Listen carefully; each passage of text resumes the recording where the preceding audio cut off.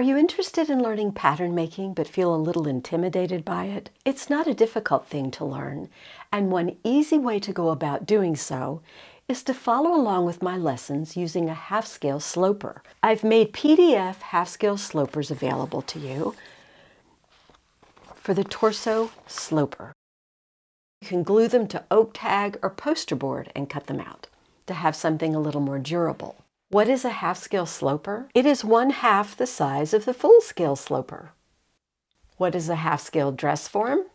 These are half-scale dress forms, and if you measure them and double the measurements, you'll see that they're the same size as a full-scale dress form in the corresponding size.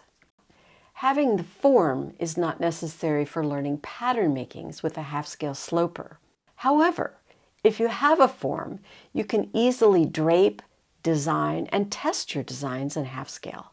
You save money, time, and materials that way.